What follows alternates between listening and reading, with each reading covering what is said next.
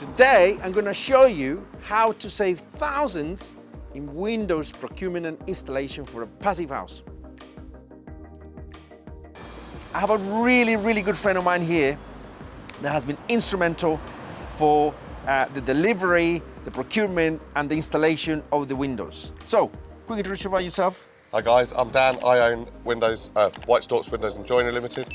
We procure windows and doors for projects like this from our partnering businesses in Lithuania, where we have found that through the extensive research that we've done over the course of the last 3 or 4 years, that buying from partners such as that in Lithuania, we guarantee the quality, we guarantee the time, and we guarantee that everything is going to go to plan.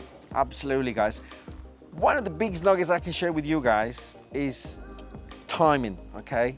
You must have the design ready, okay, to give it to someone like Danny that specializes in procurement of materials, okay, well ahead. Right, Danny, just give us an idea of how many weeks it takes, you know, to get everything ready, and how many weeks it takes to be, you know, to transport all the windows into the UK, and sort of the paperwork as well that involved in it nowadays, because we are out of the EU, obviously. Yes, absolutely. So at this moment in time, the lead time on the windows of this sort of specification is between 10 and 12 weeks from the product being signed off. Fundamentally, what that means is anything that happens up until that date is down to me and you, or whoever you partner with, to produce your windows and doors, to get that documentation right. So any of the design work, all that kind of stuff, has to happen in a time frame that suits actually getting them into production on a date that suits the windows being delivered. So when I first met with Jay on this project to talk about these windows, we were talking about windows and doors in September or October of 2021. Yeah. They went into production in January of 2022, and we received them here in a time frame that then we dictated, not what they dictated. With that in mind, getting things into the UK, as I'm sure you've probably worked out, is slightly more complicated than it used to be. Mm-hmm. As part of the VAT registration now as a business, we get what they call an EORI number. All of that paperwork has to line up and stand true. And fundamentally what that means is every single item on a pallet then can be checked, as it should have been all along. Yeah. But it now can be checked to ensure that every single item has ticked a box and everything is meant to be coming in, so that effectively it becomes a taxable asset. Absolutely, yeah. So key factor here, guys, allow plenty of time for the Windows delivery for your program.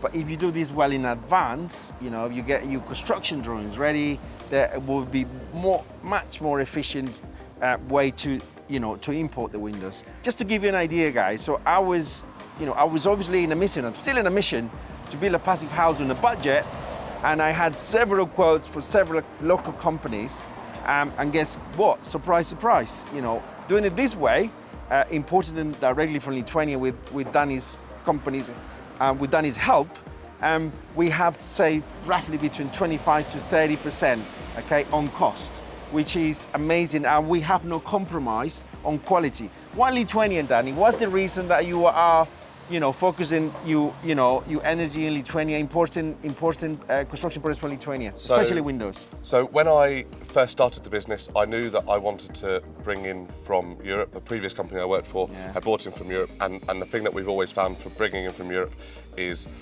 the quality second to none, but fundamentally the UK isn't a manufacturing industry. You know, all of this profile has to come in from somewhere. So for me, in order to reduce my carbon footprint, the most sensible thing to do is to have it made and bring in what we need, as opposed to bring in surplus. Sure, I get that. So it's basically, you don't want to compromise in quality. No. Lithuania is not the cheapest in Europe, but it's not by any stretch. No, it's not the cheapest. One of the the best, if anything. So in Lithuania, there's 397 factories that are registered to manufacture windows and doors. Right. To put it into perspective, the population of the entirety of Lithuania is less than Birmingham. Wow. So that just really shows you how big an industry they invest as not only a country, but the EU and everything else in actually exporting windows and doors from their factories in the cities in Lithuania through to all countries from Poland, Germany, Iceland, and fundamentally the UK.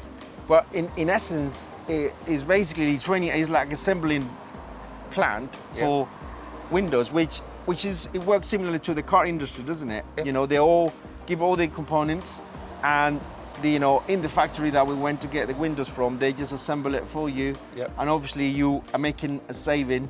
Well, what we'll do is saving. when we go inside and we look at the installation, I'll show you on one of the windows.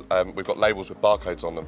What that fundamentally does is it enables us to collate all of the windows together, and then the barcodes meet at the end of the process. And by working with a factory in the way that I do, it ensures that by having that barcoded system, we work in the most efficient way possible, which means there's very little in the way of waste, which means ultimately speaking, the cost savings can be passed straight on to the customer. Amazing, that's another way for you guys. So what we're gonna do now, guys, next is we're gonna go inside the house. We're gonna show you how the installation process is, what key considerations we need to take, so then you can do it for yourself. So I'll see you in a moment. Welcome back, guys. We're now inside our passive house. We're going to show you exactly what you need to bear in mind when you're installing triple glaze windows to meet your passive house standard. So Danny, what is critical when it comes to installation of the windows? What do we need to bear in mind, and what needs to be done so then we can achieve a passive house standard, i.e. needs to be airtight, doesn't it? Yes, so absolutely. Without being airtight, it's not point to have triple glazing. So what needs to be done exactly, in what manner, so then you make sure that you achieve your passive house standard? So fundamentally, we've got a U value of 0.78 on these windows and doors, which is all well and good unless they're fitted properly. So fundamentally, the way that we have we've guaranteed the U value on these windows is with clever installation. So at the bottom of the window here, we've got a compact foam. What that compact foam does is it helps to reduce the threshold U value, ensures that there's no cold bridging, and ensures that there's a solid, dense product for us to actually retrofit a sill onto. Sure. The sill is quite often an area in a window that you lose a percentage of your U value. Sure. Just in the nature of the way that it's designed. So the way that we've done that is we're putting a flashing sill onto the outside of these. What that means is it is just purely a way of moving water away from the windows, and it hasn't got any effect whatsoever on the window at all. With regards to installation, all of the windows themselves are fitted using straps. Yeah. That holds it square into the unit while they're then foamed. They're foamed using a low density foam. That holds the window in really nice and tight. All of the bubbles in this expanding foam very, very, very tight, which ensures then that there's very little opportunity for the air to escape. Yeah. Once this is installed like this, we then go over the entirety of the perimeter on the inside with another dense tape by a company called Tremco. Right. What Tremco do is they provide a system for installing windows and doors for a passive certification. Right. So by utilising their system, we can guarantee that when the guys come in to do their air test that we're going to get a pass. So on the inside we've got a tape, and then on the outside there's what we call compriband. Compriband is effectively an expanding foam that bridges the gap and is more efficient than what you would use, say, a silicone or another example. Or in your situation, you're rendering straight to it. I see. So critical, guys, that obviously this is airtight, and let's say the link or the joint between the existing house, the shell of the house, and the window frame needs to be, mega sealed.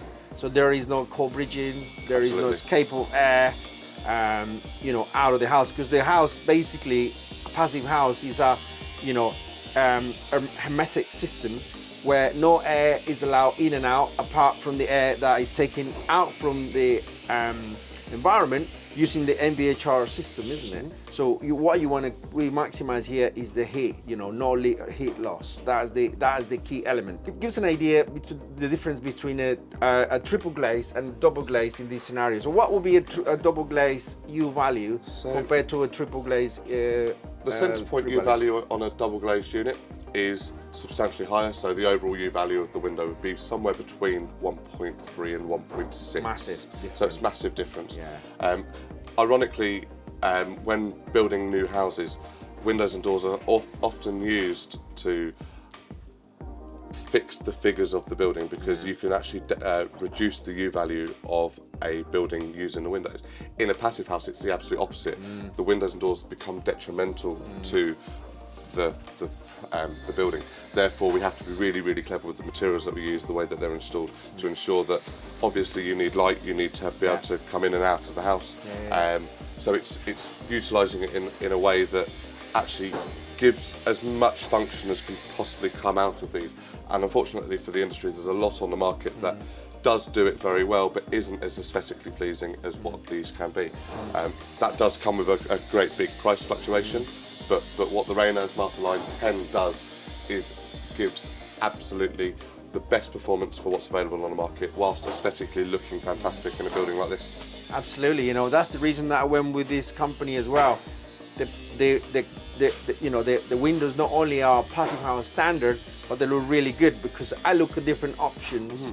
They were quite bulky, you know, they look really, you know, they're really nice at all. But this one's is a really good compromise on, you know, looking bulky and looking actually phenomenally good, you know, appearance-wise. Because you know, you wanna have a little compromise. You know, in passive house, you gotta sometimes compromise the appearance to the efficiency as such. You know, that's the reason that I'm not having a chimney as such, because it's so polluting and it's so difficult to do an air tightness or around the flue, that I decided against it. But yeah, so. But it's also little things like the decisions on the front door.